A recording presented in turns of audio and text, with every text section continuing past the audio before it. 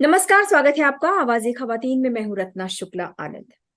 बेटियां अपने सपनों को उड़ान देकर नए आकाश की तलाश कर रही हैं, लेकिन फिर भी तमाम तरह की योजनाओं के बावजूद लड़कियों के लिए, महिलाओं के लिए कामयाबी का रास्ता उतना आसान नहीं है। आज अंतर्राष्ट्रीय बालिका दिवस के मौके पर हम बात कर रहे हैं उन्हीं चुनौतियों की जो कि समाज में अब भी मौजूद हैं और लड़कियों को कहीं ना कहीं आगे बढ़ने से रोक रही हैं। इस विषय पर चर्चा करने के लिए हमारे साथ मौजूद हैं जानी मानी पत्रकार और समाज सेविका शीबा असलम फहमी। शीबा जी, स्वागत है आपका आवाज़े ख़वातीन में। शुक्रिया। शिवा जी, सवाल यहीं से शुरू करते हैं कि सरकार ने तमाम तरह की योजनाएं जो हैं वो बालिकाओं को आगे बढ़ाने के लिए जो है वो सरकार लेकर आई है, लेकिन इसके बावजूद अभी भी बहुत ऐसे बच्चे हैं, लड़कियां हैं जो कि अभी तक आगे नहीं बढ़ पा रही हैं। कई तरह की चुनौतियां हैं। खास तौर से हम अगर इसको जेंडर डिस्क्रिमिनेशन का नाम दें तो शायद गलत नहीं होगा। बहुत शुक्रिया। एक तो इस दिन को याद करने और याद दिलाने के लिए भी आपका बहुत शुक्रिया कि हमारे पास ऐसा भी एक दिन है जिस दिन हम गर्ल चाइल्ड के एम्पावरमेंट और डेवलपमेंट की बात कर सकते हैं। और ये वुमेन्स डे से थोड़ा अलग हटके है क्योंकि हम इसमें एक एक ह्यूमन रिसोर्स की तैयारी का जो सवाल है कि उसको हम कैसे बनाएं, तो उसके ऊपर हम बात करेंगे कि बालिग होने से पहले ही जो मेहनत करनी है हमें इंसानों पर, अपने नौजवानों पर, अपने नौनिहालों पर, उन्हें जो बुनियाद देनी है कि वो आगे चल के एक कारआमद ह्यूमन रिसोर्स बने और एक डिग्निफाइड जिंदगी के लिए उनके उनकी तैयारी हो, वो इक्विप किए जाएं। तो ये बहुत अहम है कि जो बच्चे हैं हम उन पर बात करें और गर्ल चाइल्ड पर बात करें। पता जी, हमारे पास एक शानदार किताब है जिसको हम संविधान कहते हैं। और उस संविधान का जो मूल है, उसमें एक शिक्षा के साथ साथ जो साइंटिफिक टेम्परामेंट की बात कही गई है कि हमारे सिटीजन्स में साइंटिफिक टेम्परामेंट का विकास होना चाहिए। तो ये अपने आप में एक दो शब्द जरूर है साइंटिफिक टेम्परामेंट, लेकिन ये हमें बहुत सारी कुरीतियों से, बहुत सारी परंपराओं से जो हमें पीछे ले जाती हैं और खासकर जो कमजोर जेंडर है उसको पीछे ले जाती हैं। ये हमें उससे आजादी दिलाने की बात करता है। जब भी हम साइंटिफिक टेम्परामेंट की तरफ जाएंगे, हम हर अपनी रीति रिवाज को इस नजर से परखेंगे कि इंसानियत के काम का है या इंसानियत को पीछे ढकेलने वाला है। अगर पीछे ढकेलने वाला है तो या हम उसे मॉडिफाई करेंगे या हम उसे छोड़ देंगे। और अगर इंसानियत के साथ चल सकता है तो हम उसको आगे लेके जाएंगे। हमारे पास चारवाक जैसी परंपराएं भी रही जो सबकी बात करती हैं, गैर बराबरी को खत्म करने की बात करती हैं और ज्यादा लिबरल हमें डिस्कोर्स देती हैं। तो शुरुआती कमेंट मेरा यही है कि संविधान की जो किताब है उसने हमें जो कुछ दिया, सिर्फ 70 सालों में, 75 सालों में हमने सदियों की दूरी तय की है। लड़कियां, शायद ही अब कोई ऐसा क्षेत्र हो जहां वो आना चाहती हो और ना आ सकती हो। यानी कि अगर वो चाहें तो वो क्या नहीं कर सकती। अभी जो अ, अ, चंद्रयान की सफलता है उसमें आपने देखा इसरो में महिलाओं की भागीदारी। अभी सूर्य की के मामलात को समझने के लिए जो प्रोजेक्ट है उसमें महिलाएं उसको लीड कर रही हैं। साइंटिस्ट जो है, हमारी भारत की साइंटिस्ट, उनके चेहरों को देखिए, उनके बैकग्राउंड्स को देखिए। कुछ नहीं था सिवाय इसके कि स्टेट ने, राष्ट्र राज्य ने उनकी शिक्षा में इन्वेस्ट किया। वो सरकारी जगहों से पढ़ के आए वो लोग। इसरो के ज्यादातर साइंटिस्ट वही लोग हैं। तो अगर राष्ट्र राज्य अपने नागरिकों में इन्वेस्ट करता है तो पलट के उसको भरपूर मिलता है। इसलिए ये जरूरी है कि आज हम बात करें हमारी बुनियादी शिक्षा की, basic education, middle middle standard की एजुकेशन और हायर एजुकेशन। तो संविधान के जो गारंटीज हैं, फंडामेंटल राइट्स हैं, उनमें शिक्षा का अधिकार एक अधिकार है जो चैलेंज किया जा सकता है। शिवा जी। जी, हमारे साथ आमना बेगम अंसारी जी जुड़ गई हैं। आमना जी जानी मानी सोशल एक्टिविस्ट हैं और दिल्ली स्थित एक थिंक टैंक से भी जुड़ी हुई हैं और कई मुद्दों पर जो है उनकी राय जो है वो हम सुनते रहते हैं। आमना, आपका बहुत बहुत स्वागत है आवाज़े ख़वातीन में। और हम यहाँ पर बात कर रहे हैं अंतर्राष्ट्रीय बालिका दिवस के मौके पर हम यहाँ इकट्ठे हुए हैं। आमना, हम ये जानना चाहेंगे कि अभी जो महिला शिक्षा की स्थिति है, अभी भी हम दिल्ली के स्कूलों में देखते हैं, जब जाते हैं तो वहां पर ये सुनने को मिलता है कि अभी यहाँ पर माँ बाप जो है वो बच्चों को कह देते हैं कि आप 9th से आगे नहीं पढ़ेंगे या 8th से आगे नहीं पढ़ेंगे। ये वो स्कूल्स हैं जहाँ पर फ्री शिक्षा मुहैया कराई जा रही है। और दिल्ली जैसे शहर में जहाँ बच्चियां, ऐसा नहीं कि कहीं दूर दराज के इलाकों में जाना पड़ रहा हो, घर के पास है स्कूल्स। आखिर सामाजिक चेतना लानी कितनी जरूरी है बच्चियों को आगे बढ़ाने के लिए, ताकि जितनी भी योजनाएं हैं उनका लाभ जो है वो उठा सकें। बहुत बहुत ज्यादा जरूरी है। सबसे पहली बात तो मुझे लगती है कि हमारे समाज में ये सोचा जाता है कि जो एक पढ़ाई की तरफ जो दृष्टिकोण है, वो एक जरिया देखा जाता है कमाई का। और इन द मोमेंट, मतलब जब हम उसको देखने लगते हैं कि ये एक तरीका है सिर्फ पैसे कमाने का, तो हमें लगने लगता है कि ये लड़कों के लिए ज्यादा जरूरी है। मुझे लगता है ये माइंडसेट बहुत ज्यादा रोल प्ले करता है, क्योंकि कहीं ना कहीं हमें लगता है कि लड़कों को तो कमाना ही कमाना है। तो अगर शिक्षा की जरूरत महसूस भी होती है, तो वो लड़कियों के लिए ज्यादा से ज्यादा लड़कों के लिए होती है। तो एक ये मानसिकता मुझे लगती है समाज में बदलने की जरूरत है, क्योंकि पढ़ाई सिर्फ कमाई के लिए नहीं होती है, एक अच्छी जीविका आपके लिए नहीं होती है। पढ़ाई आपकी जिंदगी के हर एक पहलू को इम्पैक्ट करती है, आपके जीने का तरीका बदल देती है। जिस दिन हमारे समाज में ये समझ आने लग जाएगी, हम समझने लगेंगे कि सबको पढ़ाई की जरूरत है। अगर एक लड़की पढ़ाई करने के बाद घर भी संभालना चाहती है, तो भी उसकी पढ़ाई उसमें एक अच्छी माँ बनने में मदद करेगा। अगर वो बाहर काम करना चाहती है, जो कि बहुत अच्छी चीज है, और घर घर के फाइनेंशियल चीजों में वो हाथ बढ़ाना चाहती है, तो भी उसकी मदद करेगी। तो ये एक हमारा जो स्ट्रक्चर है, जो सोचने का माइंडसेट, आई थिंक सबसे पहले हमें वहां पे बदलाव करना पड़ेगा। दूसरा, एक जेंडर डिस्क्रिमिनेशन तो है ही हमारे समाज के अंदर, जहां हम कहीं ना कहीं समझते हैं कि मेन जेंडर जो है वो ज्यादा डिजायरेबल है। जहां हमें लगता है कि लड़कियां तो दूसरे घर में जाएंगी एंड उनका पहला काम घर संभालना होता है, रोटी चक्का वगैरह करना होता है, तो ये पढ़ लिख के भी क्या करेंगी। This kind of like so much stereotypes there, जिसको कि हमें उस बाधाओं को पार करना और नॉर्मल लोगों को समझाना। हम समझते हैं कि रैशनली ये बातें सही नहीं है, बट जो एक नॉर्मल लोग हैं, वो अपने समाज से जुड़े हैं, उनकी जो समझ आती है वो समाज को देख के आती है। और उस समाज में जाना और पहले से जो उनके अंदर एक समझ है, उसको चैलेंज करना अपने आप में बहुत बड़ा चैलेंज, अपने आप में बहुत बड़ी एक समस्या है। और एक बात और मैं कहूंगी, क्योंकि मैं मुस्लिम समाज से आती हूँ, तो मुझे जब मैं मुस्लिम समाज में जाती हूँ, तो मुझे लगता है वहां ये प्रॉब्लम और भी ज्यादा मुझे दिखती है बनिस्बत हिंदू समाज के।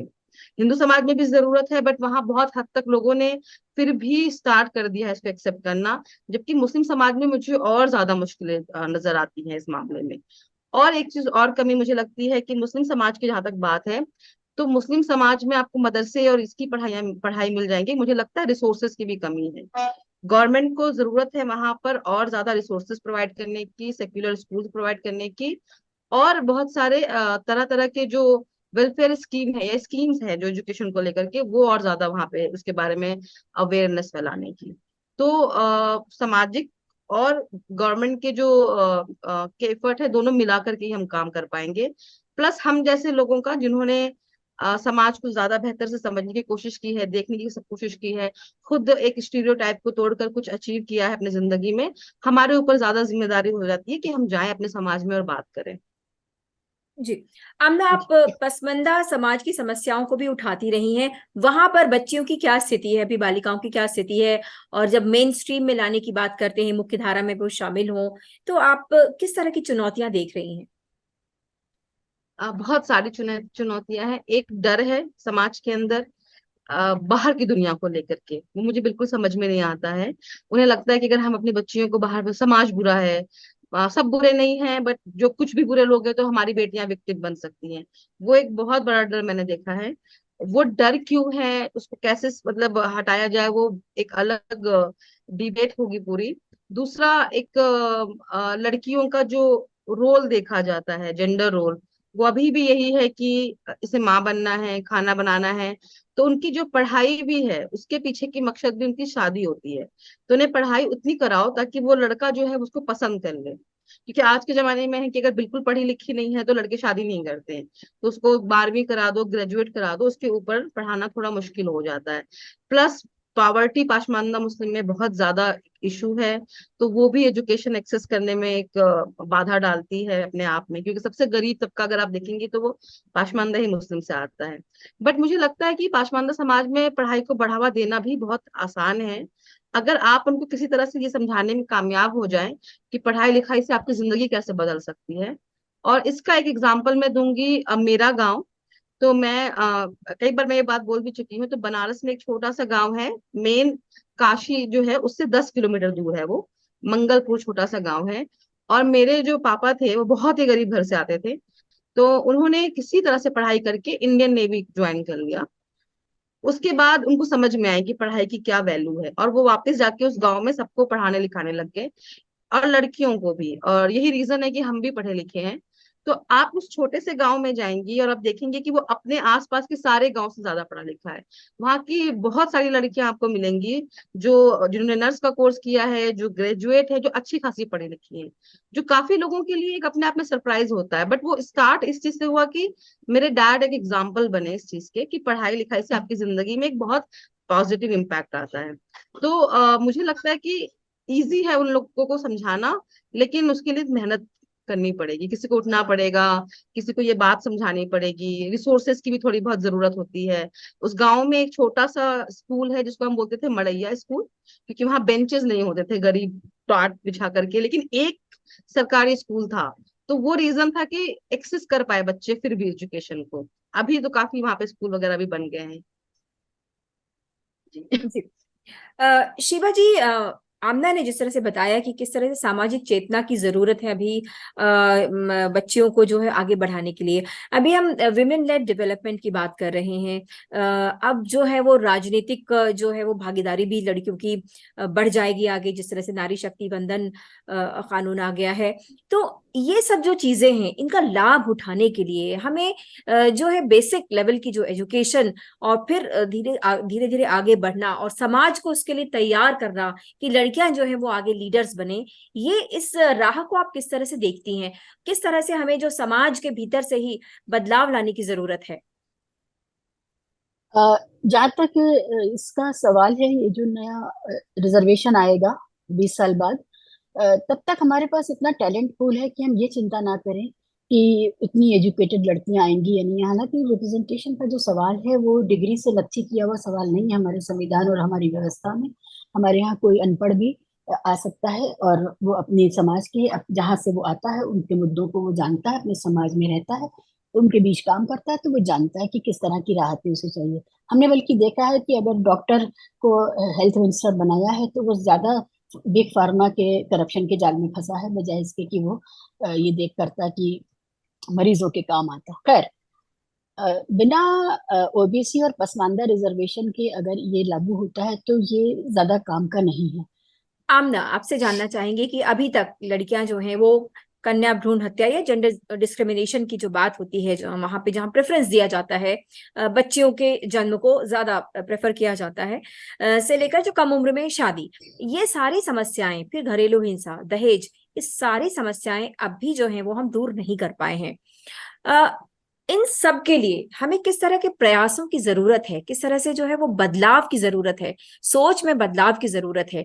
क्योंकि कानून तो बहुत सारे आ जाते हैं, लेकिन जब तक लोगों की सोच नहीं बदलेगी तब तक शायद हम जो है जिस लक्ष्य को पाने की कोशिश कर रहे हैं वो बहुत मुश्किल होगा।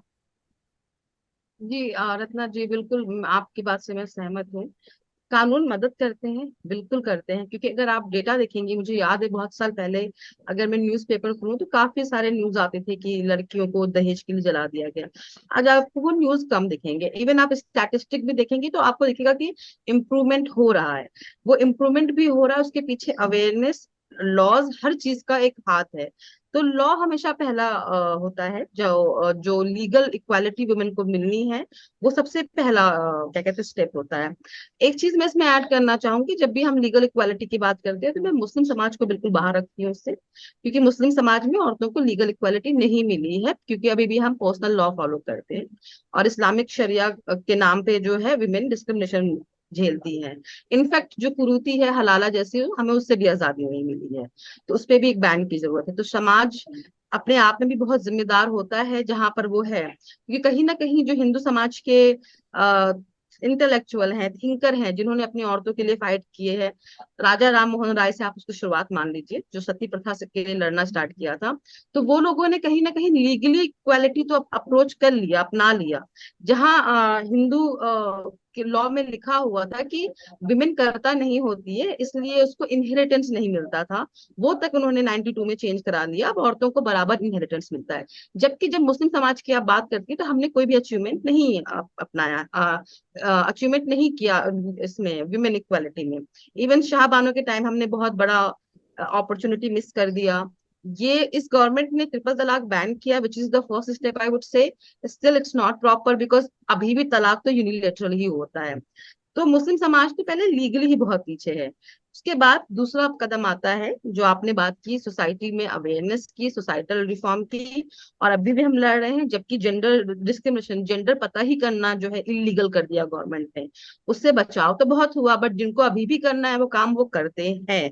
तो इसके लिए आप लीगल के बाद आपको एक सोसाइटल फाइट लड़नी पड़ती है, जिसमें बहुत सारे एनजीओज भी बहुत काम करते हैं, गवर्नमेंट की तरफ से जो है बहुत सारे इवेंट्स किए जाते हैं, प्रोग्राम किए जाते हैं नॉर्मल लोगों को समझाने के लिए। बट मुझे लगता है कि इसमें प्रैक्टिकलिटी की भी बहुत ज्यादा इंपॉर्टेंस है, क्योंकि हम कितना भी कहें कि लड़कियां जो हैं वो कम नहीं होती हैं या बोझ नहीं होती हैं, जब तक छोटी छोटी चीजें नहीं चेंज होंगी, लड़कियों की सेफ्टी नहीं जैसे अगर हम अचीव कर पाते हैं, तो वो चीजें जो है माँ बाप को और सर पे लगती है कि लड़कियां बहुत से लोगों को मैंने सुना है कि अगर लड़कियां पैदा हो जाती हैं घर में तो हमें और लगता है कि सर पे मुसीबत है, क्योंकि उनकी सिक्योरिटी नहीं है, हमारा समाज इतना सिक्योर नहीं है। फिर लड़कियों की जो पढ़ाई है वो भी कई बार लोगों को लगता है कि फिर हमें दहेज भी देना है, तो दहेज अपने आप में एक समस्या हो जाती है, क्योंकि वो भी लड़कियों को एक बोझ बना देती है। ठीक, तो इस तरह की जो सामाजिक चेतना है, उसमें ये चीजें समझाना कि आपको दहेज देने की जरूरत नहीं है, ये एक एक है ही ऐसा, मेरे ख्याल से एक ऐसा प्रथा है जो कि बहुत लड़कियों को बैकफुट पे रखता है। उसके बजाय आप उसको इक्वल इनहेरिटेंस दीजिए, जो उसका हक है, जिसपे उसका मतलब वो बनना चाहिए, जी। इंस्टेड ऑफ ससुराल में कुछ देने के। But this are like very broad, मतलब बहुत लंबे टाइम में ये चेंजेस आएगा, एक दो दिन में नहीं आएगा। बट इसके ऊपर बातें करना, जो कहते हैं ना हम कि वार्तालाप पहला कदम होता है, जो हम अभी कर रहे हैं, तो ये वार्तालाप ही मुझे लगता है कि धीरे धीरे चेंजेस लाएगा। और जितनी लड़कियां अपलिफ्ट होती जा रही हैं वो और अपने परिवार में चेंजेस लाएंगी, तो ऐसे जो चेन रिएक्शन बनेगा उससे मुझे लगता है कि स्लोली स्लोली 50 साल लगेंगे, 100 साल लगेंगे, बट एक वक्त आएगा जब कम से कम हम इस तरह की घृणित चीजें तो नहीं सुनेंगे जहां लड़कियां कोख में मार दी जाती हैं। जिस तरह से हमने आज आज सुनना बिल्कुल बंद कर दिया है कि सती प्रथा जैसी कोई चीज नहीं है, मुझे लगता है वो भी एक दिन आएगा। बट हाँ, सामाजिक तौर पे बहुत ज्यादा काम करने की जरूरत है। हमारे जो लीडर्स हैं उनको मुझे कई बार लगता है कि ये लोग पॉलिटिक्स में बहुत ज्यादा इंटरेस्ट लेते हैं बनिस्बत अपने समाज को सुधारने में। अगर उतना इंटरेस्ट शायद अगर वो अपने खुद के समाज पे लगाते पॉलिटिक्स की जगह, तो शायद ज्यादा बेटर आउटकम होता। क्योंकि आप जितनी भी हम बात करते हैं, चाहे पाशमानदा समाज की हो या किसी की भी, अपलिफ्टमेंट से ज्यादा मुझे दिखता है कि वो वोट बैंक के तौर पे बात की जाती है कि कौन कहाँ जाएंगे, वो वोट बैंक में कैसे फिक्स बैठेंगे, फिर वोट किसका कितना आएगा उसके हिसाब से बात होती है। कोई वो वोट बैंक कास्ट के बेस पे सॉलिडेट करना चाहता है, कोई रिलीजन ब्लॉक के बेस पे करना चाहता है। जब तक ऐसे लीडर नहीं आए जो अपने पॉलिटिकल माइंडसेट से बाहर आके समाज का सही में बदलाव करना चाहते हैं, तब तक बहुत कुछ नहीं है, मुझे लगता है कि बहुत ज्यादा डिफरेंस नहीं आने वाला है। जी जी। बट मैंने सुना है काफी लोगों के बारे में, एक अभी मुझे नाम नहीं याद आ रहा, एक मुस्लिम ही कपल थे जिन्होंने हरियाणा के अंदर काफी काम किया था, और उनको बहुत सक्सेस भी मिला था। जहाँ पे हरियाणा में जिस जगह पे वहां वो उन्होंने काम किया था, वहां पे लोगों ने ये बात समझना स्टार्ट की कि नहीं, लड़कियों को पेट में नहीं मारना चाहिए। तो उन जैसे लोगों की जो नाम है वो हीरो बनने चाहिए, उनका नाम हमें, मुझे अभी खुद नहीं याद आ रहा, तो उनका नाम हमें पटल पे लाना चाहिए। जितना ज्यादा हम ऐसे लोगों को हीरो बनाएंगे, मुझे लगता है उतना ज्यादा ही समाज में बदलाव करने वाले लोग प्रेरित होंगे और आगे भी आएंगे। जी, जल्दी से शिवा जी से इस पे रिएक्शन ले लेते हैं। शिवा जी, सामाजिक चेतना लाने के लिए क्या मुस्लिम समाज के भीतर से समाज सुधारकों को आने की जरूरत है, आगे बढ़ने की जरूरत है? क्योंकि इससे पहले भी हमारी डिस्कशन हुई थी जिसमें आपने कहा था कि कुरान में जो है वो एजुकेशन को बहुत महत्व दिया गया है, तो लोग दहेज के लिए जो पैसा रखते हैं वहां की बजाय अपनी बच्चियों को बेहतर शिक्षा दें, बाहर पढ़ाएं। आपको क्या लगता है कि इन सब चीजों की, इस तरह के सामाजिक सुधारों की बहुत जरूरत है अभी? बहुत शुक्रिया ये बात याद दिलाने के लिए। बिल्कुल सही कह रही हैं कि जो हमारा फोकस है, जो हमारी प्रायोरिटीज हैं, वही सेट नहीं हो पा रही हैं। 21वीं सदी में आपको ग्लोबल दुनिया से मुकाबला करना है। अब आपको सिर्फ ये नहीं कि अपनी गली, अपने मोहल्ले, अपने पड़ोसी, अपने रिश्तेदार, ये सब कुछ नहीं है। तो ग्लोबल दुनिया है, जॉब मार्केट में बहुत कंपटीशन है और प्रायोरिटीज हमारी सेट नहीं हो पा रही हैं। आज भी जो चैरिटी है, मुसलमानों की बहुत बड़ी चैरिटी चली जाती है शादी के लिए, वो खैरात और जक़ात देने में। बजाय इसके कि शादी करने के लिए, बेटी की शादी के लिए पैसा दिया जाए, बेटी को स्वावलंबी बनाने के लिए कोर्स कराया जाए, उसका पैसा दिया जाए, उसको उसके सेमेस्टर की फीस दे दी जाए, वो सब ज्यादा जरूरी है। और पर्सनली तो हम ये प्रैक्टिस करते हैं, शादी में ना दे करके लड़कियों की पढ़ाई और खासकर प्रोफेशनल डिग्रीज कराने में हम कोशिश करते हैं। ये एक बात है। मैं एक छोटा सा करेक्शन चाहती थी कि जो ट्रिपल तलाक का जो कानून है वो सरकार ने नहीं खत्म किया, वो सुप्रीम कोर्ट ने, हम लोगों की लड़ाई थी, हम लोग सुप्रीम कोर्ट तक गए और मुसलमान महिलाओं ने लड़ाई लड़ी है, केस जीता है। और नहीं, सरकार ने सरकार उसमें ने एक जिसने टू नहीं, बनाया है, आई एम सॉरी टू से एक दैट्स मिनट रॉन्ग। एक मिनट एक सुप्रीम मिनट कोर्ट एक में मिनट लड़ाई एक हुई मिनट थी, बट एक सरकार मिनट ने उसके एक ऊपर मिनट एक लेजिस्लेशन बनाया मिनट था। एक मिनट एक मिनट लॉ मैं हमेशा आपको सरकार गौर, बनाती है। हाँ एक मिनट तो लॉ ट्रिपल हमेशा तलाक को सरकार नल, बनाती है, गवर्नमेंट ने इसे रूल बनाया मैडम था। एक मिनट, मैडम एक मिनट। लॉ, सुप्रीम कोर्ट ने ट्रिपल तलाक को नल एंड वॉइड कर दिया था। सरकार ने उसको पनिशमेंट से जोड़ा है और उसको और सख्त बनाया है। तो मुसलमान महिलाओं की एक दशक से ज्यादा की लड़ाई थी, जो सरकार के इतर जाकर के मुसलमान महिलाओं ने अपने समाज में खड़े होकर के लड़ी और उसमें समाज के लोग साथ आए, बहुत लोग साथ आए। ये भ्रम फैलाया जाता है कि मुसलमान मर्द और औरतें जो हैं दो खेमों में बढ़ गए, ऐसा नहीं, मर्द भी साथ आए थे। तो यहाँ पर ये अंडरलाइन तो करना शिवा जी, चाहती मैं थी। आपसे अभी जहाँ यही तक, जानना चाहती हूँ शिवा जी, कि जिस तरह से ट्रिपल तलाक आपने कहा कि महिलाओं का, उनका आंदोलन था, मुस्लिम महिलाओं ने जो है वो इसको एक तरह से एक लॉजिकल कंक्लूजन तक पहुंचाया। आपको लगता है अभी और भी बहुत सी चीजें हैं? अभी पॉलीगैमी है, अभी हलाला है, अभी बाकी जो दूसरी कुप्रथाएं हैं, उनके लिए भी मुस्लिम महिलाओं को इकट्ठा होकर लड़ाई लड़नी चाहिए? हाँ, और वो एजेंडा अभी खत्म नहीं हो गया है, वो अभी बिल्कुल सामने ही है। लेकिन हमारे समाज में इस समय जितने भी समाज समाज सुधार के आंदोलन है वो पीछे चले गए हैं। ये इतना ज्यादा पॉलिटिसाइज हो गया है कि जो समाज सुधार के हम लोगों के जो कार्यक्रम थे, जो हम अपने अपने अपने समाज को अंदर से ठीक करने के लिए कर रहे थे, वो सारे बैक बर्नर पे चले गए। इतना पॉलिटिकल माहौल है। देखिए, कोई भी चेंज जब अंदर से होता है, समाज उसको स्वीकार करता है और खुद तय करता है, तो वो बहुत खूबसूरत होता है, वो लेस पेनफुल होता है। एक मिसाल है कि जब अंडे के अंदर से मतलब तोड़ा जाता है अंदर से, और तो उसमें से जिंदगी निकलती है, और अगर बाहर से उसे तोड़ दिया जाए तो उसमें से जिंदगी नहीं मिलती है, वो जिंदगी के इम्कान खत्म हो जाते हैं। उसी तरह से सामाजिक न्याय के सवाल हुए, चाहे वो जात का सवाल हो, चाहे वो जेंडर का सवाल हो, चाहे दूसरे कमजोरों का सवाल हो। ये बात जरूरी है कि माइनॉरिटीज के अंदर की जो माइनॉरिटीज है, उसके लिए जो प्रभुत्व वर्ग है, जो सत्ताशाली वर्ग है, उसके अंदर इस चेतना का विकास हो। और नहीं होगा तो हम कानून से लड़के लेंगे। दोनों रास्ते हमारे लिए खुले हुए हैं। ये दौर ऐसा है कि चाहे हिंदू हो चाहे मुसलमान हो, जहां जहां पर भी महिलाओं को राहत देने वाले सुधार के कार्यक्रम थे, वो बैक बर्नर पे चले गए। आइडेंटिटी पॉलिटिक्स ने हिंदू मुसलमान इतना कर दिया है कि हम बातें नहीं कर पा रहे हैं। यहाँ कुल मिला के जो अभी जो एक तरह से लबोलुबाब है जो इस पूरी चर्चा का, वो ये है कि महिलाओं को अपने अधिकारों के लिए लड़ना पड़ेगा। अभी उनकी लड़ाई खत्म नहीं हुई है, सबको एकजुट होकर अपने अधिकारों के लिए लड़ना पड़ेगा। और जहां तक आपने कहा कि कुछ चुनौतियां हैं, अगर पॉलिटिकल उसमें पार्टीज का कुछ चुनौतियां सामने आती हैं, तो हमें शायद उनको नजरअंदाज करके या परे रखकर एकजुट होकर अपनी लड़ाई के लिए आगे आना पड़ेगा। तभी हम जो चुनौतियां हैं उनको जीत कर जो है वो आगे बढ़ पाएंगे। और आज के लिए सिर्फ इतना ही, लेकिन इस तरह की चर्चाएं हम हमेशा करते रहेंगे। आप दोनों मेहमानों का बहुत बहुत शुक्रिया।